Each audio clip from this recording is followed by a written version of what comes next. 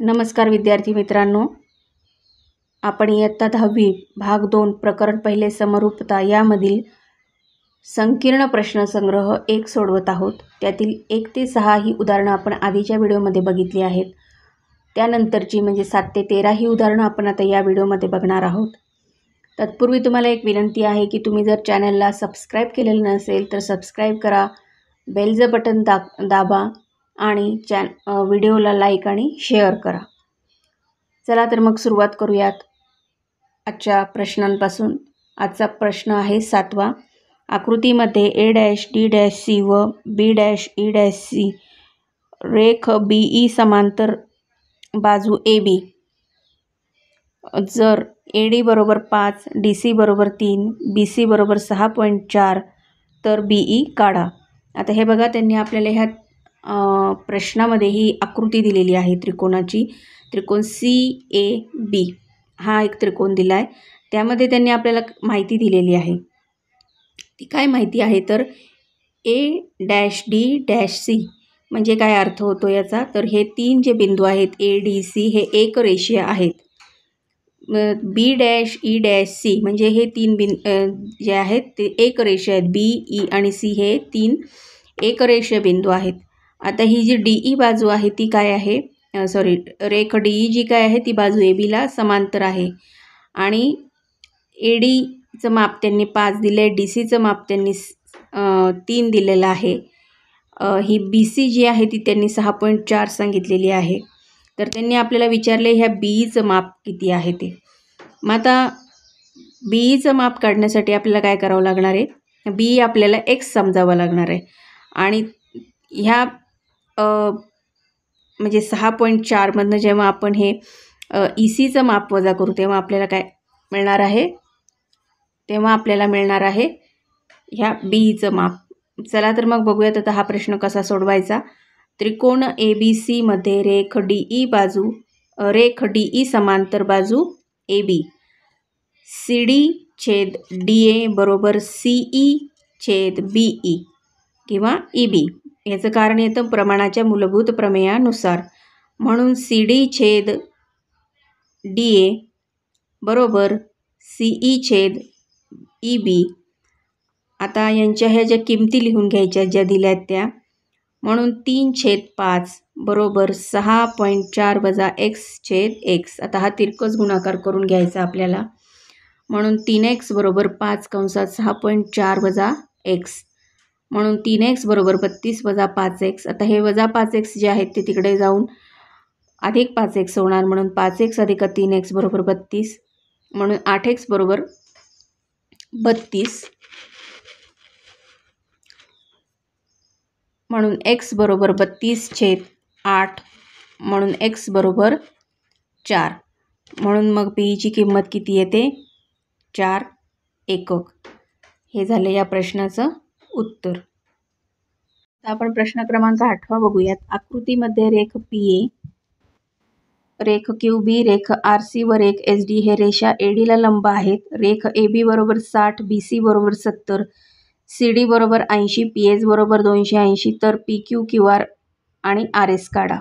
आता हे बघा, ही जी PA आहे ही रेख PA समांतर रेख QB समांतर रेख RC समांतर रेख RD। त्याला काय कारण आहे तर ADला ह्या रेषा लंब आहेत। या चारही रेषा या AD रेषेला लंब आहेत, AD बाजूवरती, म्हणून ह्या 4 रेषा काय आहेत, समांतर आहेत।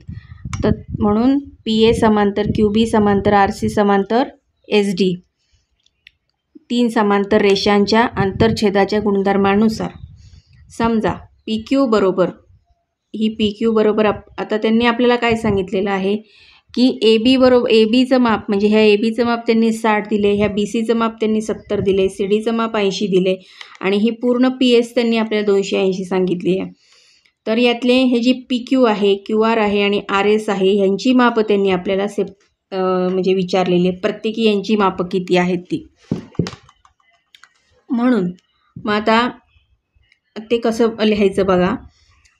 समजा PQ बरोबर आपण x मानूयात, म्हणजे ही PQ जी आहे ती x मानू आणि ही QR जी आहे ती काय मानू आपण y मानू। म्हणून मग PS, आता ही PS बरोबर पी क्यू अधिक क्यू एस, म्हणजे ह्या 3 रेषाच आपण घेतल्या, ही मधली आर सी घेतलेली नाही.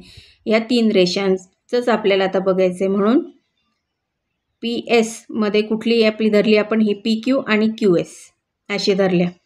मग आता आपल्याला काय सांगितलं, पी एसचं माप 280 आहे, पी क्यू बरोबर आपण एक्स घेतलेला आहे आणि क्यू एस आपल्याला काढायचं आहे. म्हणून मग क्यू एस बरोबर 280 वजा एक्स. हे झालं विधान क्रमांक 1.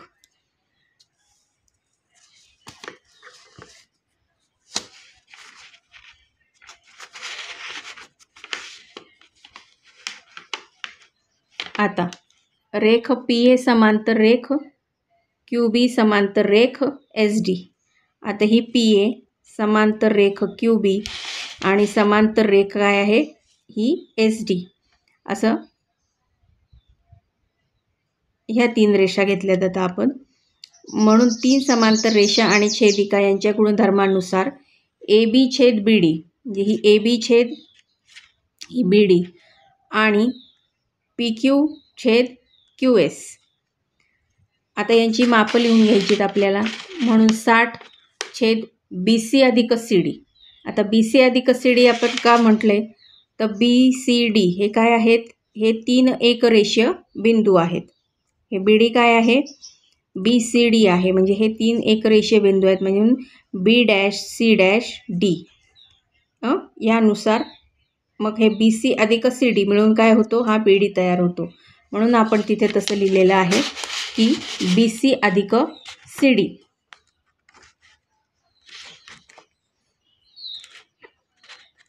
म्हणून मग आता हे बघा, इथं 60 छेद बी सी अधिक सी डी बरोबर एक्स छेद 280 वजा एक्स. याचं कारण येतं बी सी डी म्हणजे हे एकरेषीय बिंदू आहेत. म्हणून 60 छेद, आता त्यांनी जी मापं दिलेली आपल्याला बी सीचं 70 आणि सी डीचं 80 ते लिहून घ्यायचं. मग एक्स छेद 280 वजा एक्स म्हणून 60 छेद 150 बरोबर एक्स छेद 280 वजा एक्स. म्हणून हा तिरकस गुणाकार केल्यावर 150 एक्स बरोबर 60 कंसात 280 वजा एक्स.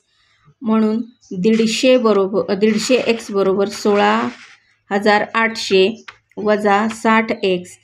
मग आता हे 60 एक्स इकडे जे वजा आहेत ते तिकडे जाऊन अधिक होणार. म्हणून 150 अधिक 60 150 एक्स अधिक 60 एक्स बरोबर 16,800.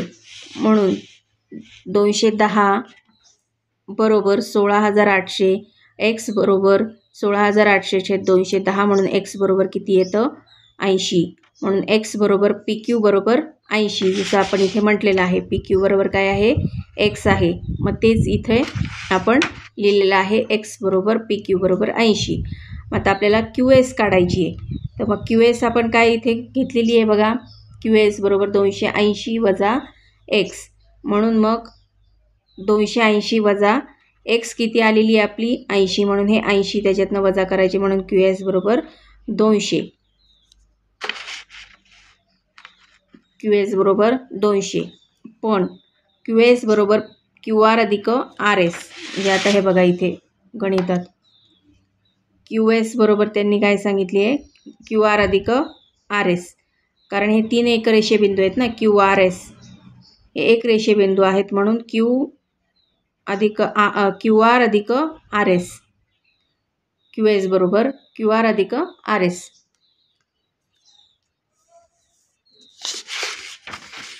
मग आता 200 बरोबर क्यू एस बरोबर किती आलेले आहे आता आपलं इथे, हे बघा क्यू एस बरोबर आपले 200 आले. म्हणून 200 बरोबर क्यू आर किती आहे आपला, वाय घेतलेला आहे आपण आणि अधिक आर एस.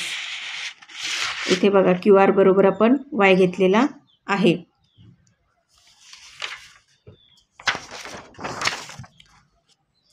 म्हणून आर एस बरोबर 200 वजा वाय.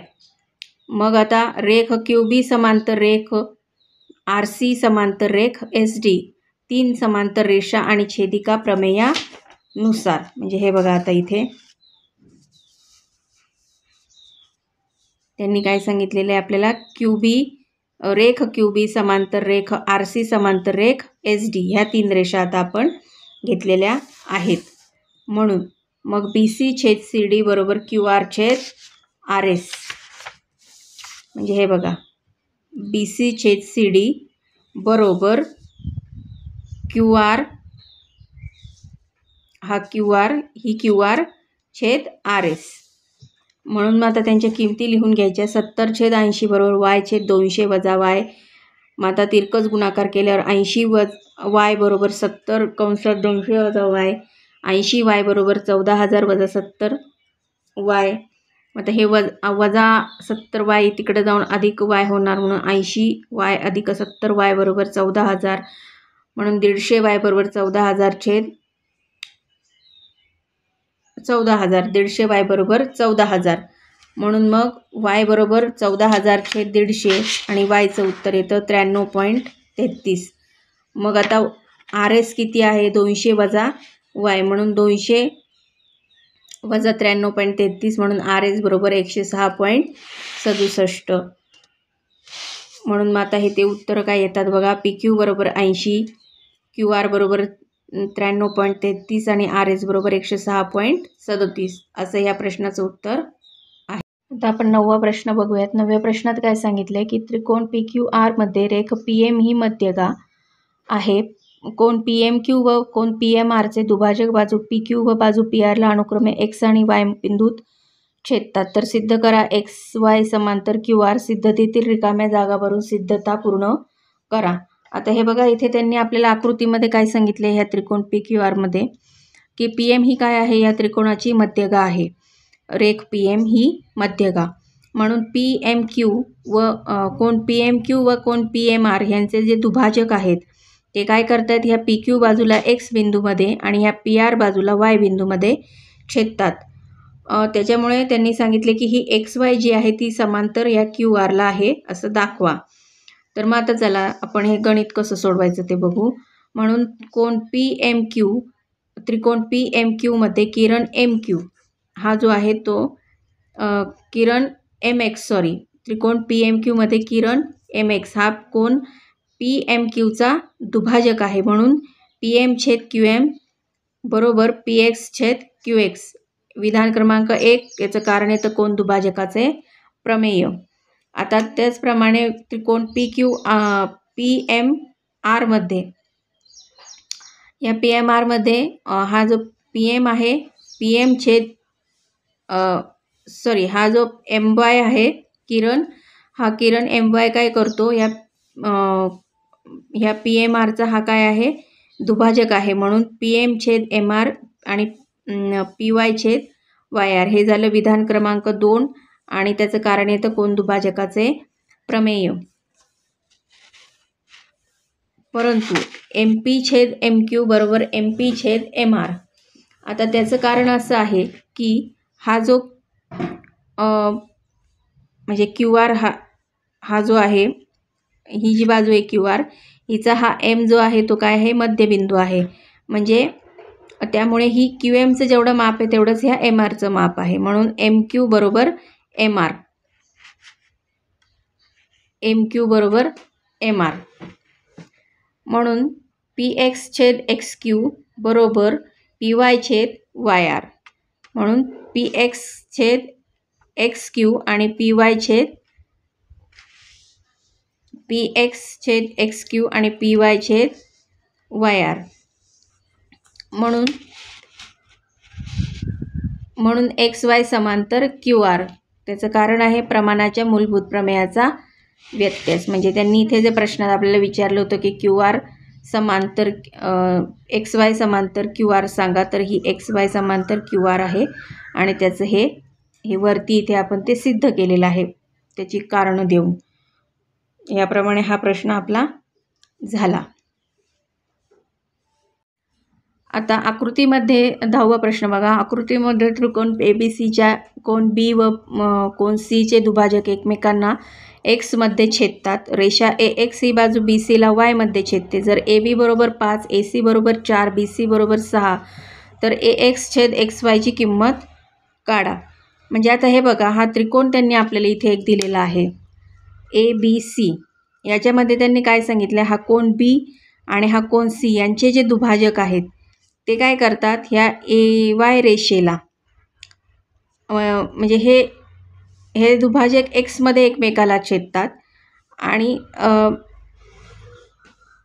एक्समध्ये छेदतात आणि ए एक्स ही बाजू काय आहे ती बी सीला, म्हणजे ही पुढे जर अशी वाढवली ए एक्स ही बाजू, तर ही बाजू बी सीला काय करते, ह्या बाजूला वायमध्ये छेदते.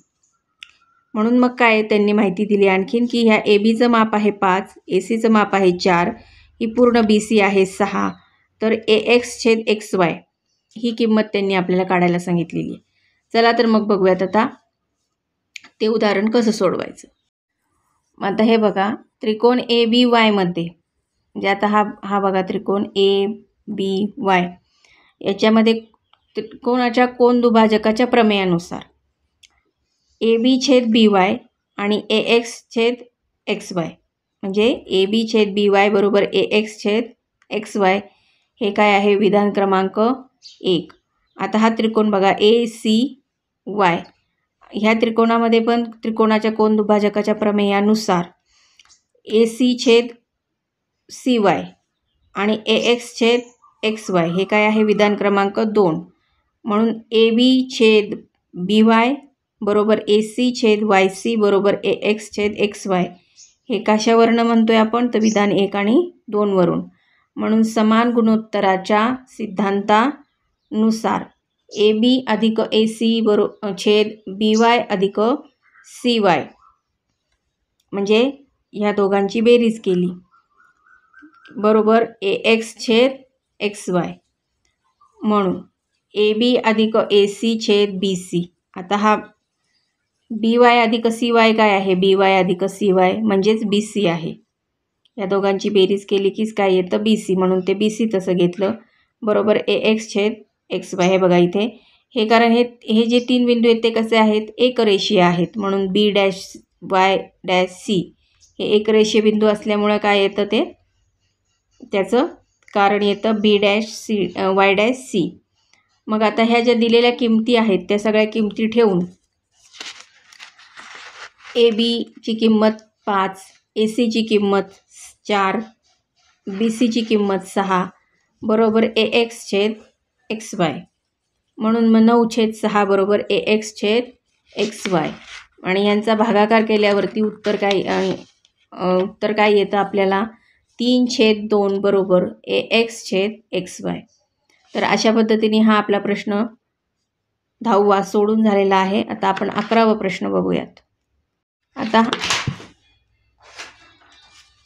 11वा प्रश्न बघा काय आहे. चौकोन ABCD मध्ये रेख AD समांतर रेख BC, कर्ण AC आणि कर्ण BD परस्परांना बिंदू P मध्ये छेदतात, तर दाखवा की AP छेद PD बरोबर PC छेद BP. बघा आता त्याचं उत्तर कसं, इथे चौकोन त्यांनी दिलाय आपल्याला, त्यांनी ABCD, याच्यामध्ये त्यांनी काय सांगितलंय, कर्ण AC आणि कर्ण BD हे काय करतात, एकमेकांना या P बिंदूमध्ये छेदतात. तर AP छेद PC आणि BD छेद PD हे त्यांनी आपल्याला सिद्ध करायला सांगितलेलं आहे. म्हणून चौकोन ABCD मध्ये रेख AD समांतर रेख BC आणि कर्ण AC व कर्ण BD या छेदिका आहेत. म्हणून कोण CAD एकरूप कोण ACB का, तर हे व्युत्क्रम कोण आहेत बघा एकमेकांचे. हे असे व्युत्क्रम कोण तुम्हाला माहिती आहेत की असे झेड याच्यामध्ये असले व्युत्क्रम कोण त्या कोणाला म्हणतात हे तुम्हाला माहिती आहे. म्हणजेच कोण PAD एकरूप PCB हे काय झालं, विधान क्रमांक 1 झालं. म्हणून कोण ADB एकरूप कोण DBC, कोण ADB एकरूप कोण DBC हे पण काय आहेत, एकमेकांचे व्युत्क्रम कोण आहेत, म्हणून ते काय आहेत, एकरूप आहेत. म्हणजेच कोण PDA एकरूप कोण PBC हे झालं विधान क्रमांक 2. म्हणून त्रिकोण PAD व त्रिकोण PCB, आता हे बघा त्रिकोण PAD आणि त्रिकोण PCB मध्ये कोण PAD एकरूप कोण PCB, कोण PAD एकरूप कोण PCB हे काय आहे, विधान क्रमांक 1 वरून आणि कोन PDA एकरूप कोन PBC हे काय आहे विधान क्रमांक 2 वरून, म्हणून त्रिकोण PAD समरूप त्रिकोण PCB, समरूप त्रिकोण PCB याचं कारण आहे समरूपतेची कोको कसोटी, म्हणून PA छेद PC आणि PD छेद PB समरूप त्रिकोणाच्या संगत बाजू, म्हणून AP छेद PC आणि PD छेद BP. आता ही काय, म्हणून पुढे AP छेद PD बरोबर PC छेद BP याचं कारण आहे एकांतर क्रिया करून. अशा प्रकारे हा आपला 11वा प्रश्न झाला. प्रश्न क्रमांक 12 बघूयात आता आपण. तर त्यांनी काय सांगितले 12 मध्ये आकृतीमध्ये XY समांतर बाजू AC जर 2AX बरोबर 3BX आणि XY बरोबर 9 तर AC ची किंमत काढण्यासाठी खालील कृती पूर्ण करा. म्हणजे ही XY जी आहे ती समांतर बाजू कोणाला सांगितली त्यांनी AC ला.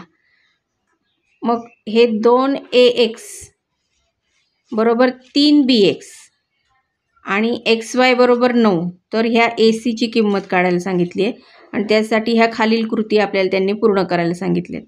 तर आता कृतीमध्ये काय सांगितले त्यांनी 2AX बरोबर 3BX जे आपल्याला विधानात दिलेलं आहे, म्हणून मग AX छेद BX म्हणून 3 छेद 2 म्हणून AX अधिक BX छेद BX योग क्रिया करून, याचं कारण काय योग क्रिया करून, म्हणून 3 अधिक 2 छेद 2 म्हणून AB बरोबर 5 छेद 2 विधान क्रमांक 1 त्याचं कारण येतं संगत कोन, म्हणून त्रिकोण BCA समरूप त्रिकोण BYX म्हणून समरूपतेची कोको कसोटी हे कारण येतं, म्हणून BA छेद BX बरोबर AC छेद XY समरूप त्रिकोणाच्या संगत बाजू. मग आता त्या किमती ठेवायच्या BA आणि BXच्या, म्हणून 5 छेद 2 बरोबर AC काढायचे आपल्याला आणि XY ची किंमत आपल्याला 9 आहे दिलेली, म्हणून मग तिरकस गुणाकार करून AC बरोबर 5 गुणिले 9 छेद 2 बरोबर 45 छेद 2 बरोबर 22.5 म्हणून AC बरोबर 22.5 विधान क्रमांक 1 वरून. अशा प्रकारे हा प्रश्न आपला सोडून झालेला आहे. आता प्रश्न क्रमांक 13 बघा. त्यामध्ये त्यांनी काय सांगितले आपल्याला त्रिकोण ABC मध्ये कोन A बरोबर 90 अंश, चौकोन DEFG या चौरसाचे D व E हे शिरोबिंदू बाजू BC वर आहेत. बिंदू F हा बाजू AC वर आणि बिंदू G हा बाजू AB वर आहे. तर सिद्ध करा D वर्ग बरोबर BD गुणिले EC आणि त्रिकोण GBD व त्रिकोण CFE हे समरूप दाखवा. GD बरोबर FE बरोबर DE यांचा उपयोग करा. म्हणजे ही माहिती दिलेली आहे, त्यानुसार आपल्याला उदाहरण सोडवताना ती वापरायची आहे. मग आता हे बघा त्रिकोण ABC याच्यामध्ये हा जो A कोन आहे ना तो त्यांनी 90 अंश सांगितलं आहे आणि ही DEFG हा जो चौरस आहे तर हे जे D आणि E हे जे शिरोबिंदू आहेत ते कुठल्या बाजूवर आहेत, ह्या बाजू BC वर आहेत आणि F हा बाजू AC वरती आहे, G हा बाजू AB वरती आहे. तर आता ह्या माहितीवर त्यांनी सिद्ध करायला काय सांगितले, ही हीचा वर्ग ह्या DEचा वर्ग बरोबर FE बरोबर EC म्हणजे ही EC आणि हे मग आता त्यांनी समरूप काय दाखवायला सांगितले आपल्याला, GBD हा एक त्रिकोण आणि CFE हा समरूप दाखवायला सांगितलं आहे. आणि आता हा चौरस असल्यामुळे ह्याचे चारही बाजू कशा असतात, समान असतात, म्हणून मग ही GD बरोबर FE बरोबर D ह्या आपोआपच समान येणार आहेत. तर आता ते आपण हे सगळं आता हे कसं वापरायचं आणि ते उदाहरण कसं सोडवायचं ते आता आपण बघूया.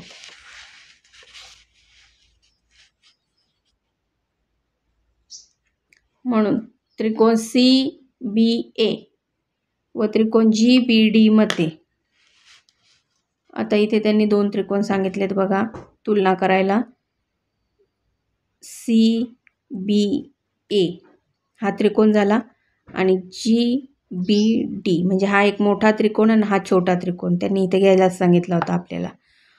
तर ह्या दोघांमध्ये आपल्याला काय सांगायचं आहे आता. हा CBA एकरूप कोण GBD त्याचं कारण आहे हा बी कोण काय आहे त्यांच्यामध्ये सामायिक आहे म्हणून त्याचं कारण येतं सामायिक कोण. मग आता हा CAB आणि GDB हे पण एकरूप आहेत का तर प्रत्येकी 90 अंश. कारण हा ए कोण हे इथे उदाहरणातच त्यांनी सांगितलं होतं बघा. हा कोण ए किती सांगितलं आहे त्यांनी 90 अंश. म्हणून मग आता हा GDB हा जो कोण आहे हा पण किती आहे 90 अंश आहे. मग हे दोन किती आहेत प्रत्येकी 90 म्हणून हा कोण CAB एकरूप कोण GDB. म्हणून त्रिकोण CBA समरूप कोण GDB म्हणजे ही समरूपतेची कोको कसोटी. यावरनं विधान क्रमांक 1. आता CBA हा एक मोठा त्रिकोण आणि ECF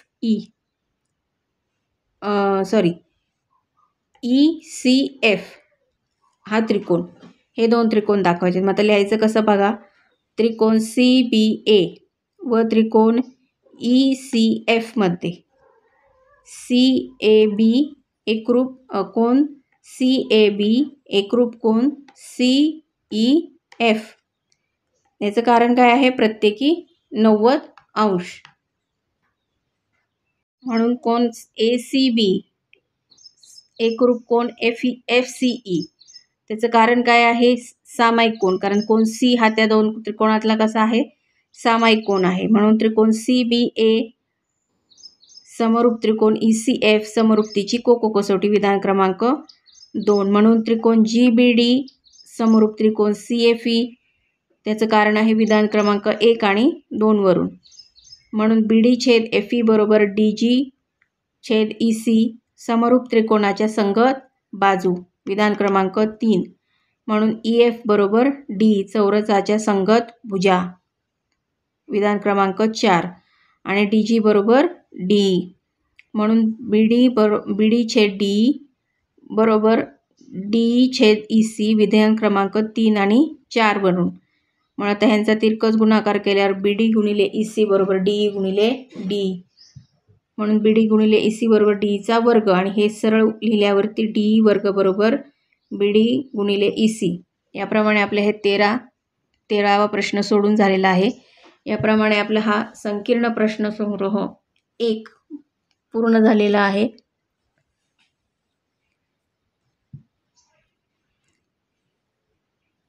आज इतकंच. भेटूया पुढच्या व्हिडिओमध्ये. तोपर्यंत नमस्कार.